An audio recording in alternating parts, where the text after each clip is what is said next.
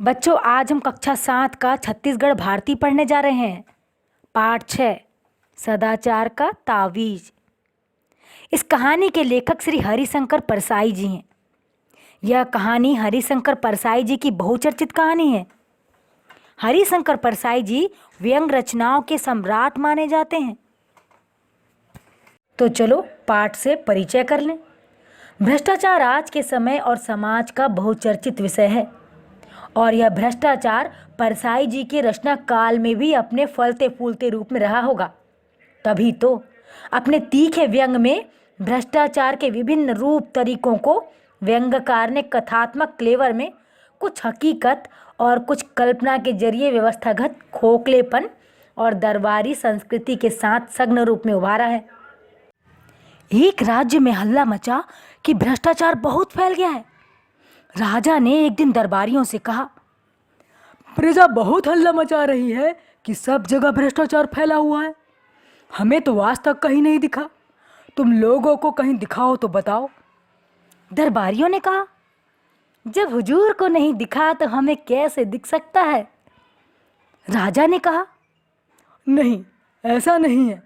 कभी कभी जो मुझे नहीं दिखता वह तुम्हें दिखता होगा। जैसे मुझे बुरे सपने कभी नहीं दिखते, पर तुम्हें तो दिखते होंगे। दरबारियों ने कहा, जी दिखते हैं, पर वे सपनों की बात है। राजा ने कहा, फिर भी तुम लोग सारे राज्य में ढूंढ कर देखो कि कहीं भ्रष्टाचार तो नहीं है। अगर कहीं मिल जाए तो हमारे देखने के लिए नमूना लेते आना, हम भी देखें कि कैसा होता है। एक दरबारी ने कहा, हुजूर, वह हमें नहीं दिखेगा। सुना है वह बहुत बारीक होता है। हमारी आंखें आपकी विराटता देखने की इतनी आदी हो गई हैं कि हमें बारीक चीज नहीं दिखती।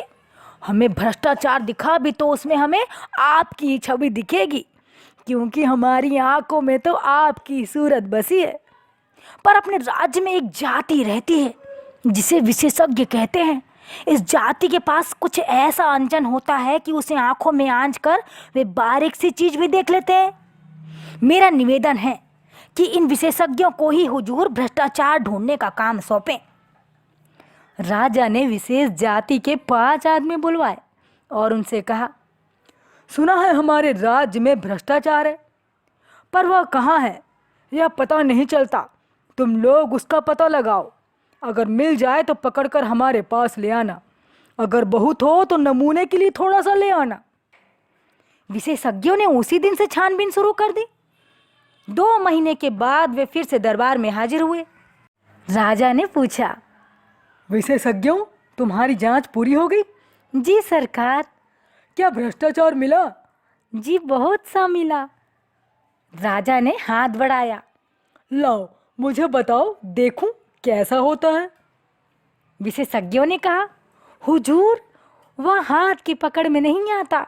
वह स्थूल नहीं, सूक्ष्म है, पर वह सर्वत्र व्याप्त है। उसे देखा नहीं जा सकता, अनुभव किया जा सकता है। राजा सोच में पड़ गए। बोले, विशेषज्ञों, तुम कहते हो वह सूक्ष्म है और सर्वव्यापी है। ये गुण तो ईश्वर के हैं, तो क्या भ्रष्टाचार ईश्वर है? विशेषज्ञों ने कहा, हाँ महाराज, अब भ्रष्टाचार ईश्वर हो गया है। एक दरबारी ने पूछा, पर वह है कहाँ? कैसे अनुभव होता है? विशेषज्ञों ने जवाब दिया, वह सर्वत्र है। वह इस भवन में है। वह महाराज के सिंहासन में है। सिंहासन में है? कहकर राजा साहब उछलकर दूर खड़े हो गए। विशेषज्ञों ने कहा, हाँ सरकार, सिंहासन में है। पिछले माह इस सिंहासन पर रंग करने के जिस बिल का भुगतान किया गया है, वह बिल झूठा है। वह वास्तव से दुगने दाम का है। आधा पैसा बीच वाले खा गए। आपके पूरे शासन में भ्रष्टाचार है और वह मुख्यतः घूस के रूप में है। विशेषज्ञों की बात सुनकर राजा चिंतित हुए और दरबारियों के कान खड़े हुए। राजा ने कहा, यह तो बड़ी चिंता की बात है। हम भ्रष्टाचार बिल्कुल मिटाना चाहते हैं। विशेषज्ञों, तुम बता सकते हो कि वह कैसे मिट सकता है? विशेषज्ञों ने कहा, हाँ महाराज, हमने उसकी भी योजना तैयार की है। भ्रष्टाचार मिटाने के लिए महाराज को व्यवस्था में बहुत परिवर्तन करने होंगे। एक तो भ्रष्टाचार के मौके मिटाने होंगे, जैसे ठेका है तो ठेकेदार है, और ठेकेदार है तो अधिकारियों को घूस है। ठेका मिट जाए तो उसकी घूस जाए। इसी तरह और बहुत सी चीजें हैं जिन कारणों से आदमी घूस लेते हैं, यह भी विचारणीय है। राजा ने कहा, यह तो बड़ी चिंता की बात है। हम भ्रष्टाचार बिल्कुल मिटाना चाहते हैं। विशेषज्ञों, तुम बता सकते हो कि वह कैसे मिट सकता है? विशेषज्ञों ने कहा, हाँ महाराज, हमने उसकी भी योजना तैयार की है। भ्रष्टाचार मिटाने के लिए महाराज को व्यवस्था में बहुत परिवर्तन करने होंगे। एक तो भ्रष्टाचार के मौके मिटाने होंगे, जैसे ठेका है तो ठेकेदार है, और ठेकेदार है तो अधिकारियों को घूस है। ठेका मिट जाए तो उसकी घूस जाए। इसी तरह और भी बहुत सी चीजें हैं जिन कारणों से आदमी घूस लेता है, यह भी विचारणीय है। राजा ने कहा, अच्छा, तुम अपनी पूरी योजना रख जाओ। हम और हमारा दरबार उस पर विचार करेगा। विशेषज्ञ चले गए।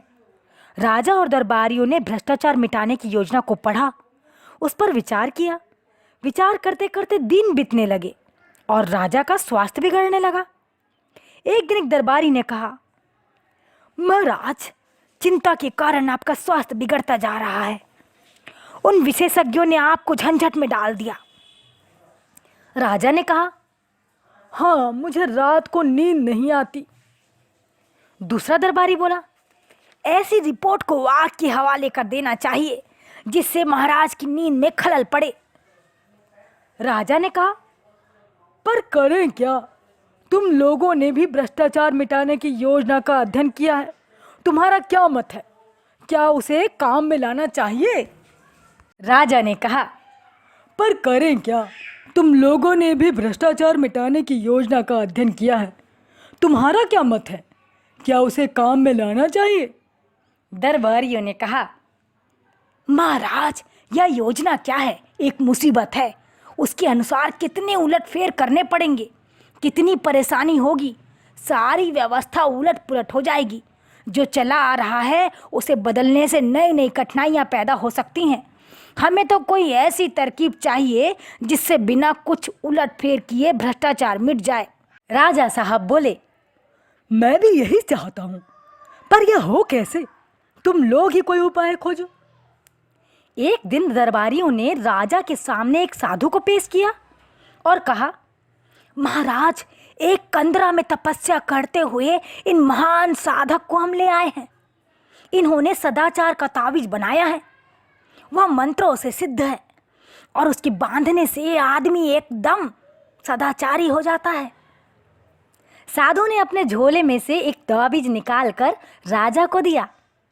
राजा ने उसे देखा, बोले, हे साधु, इस तावीज के विषय में मुझे विस्तार से बताओ।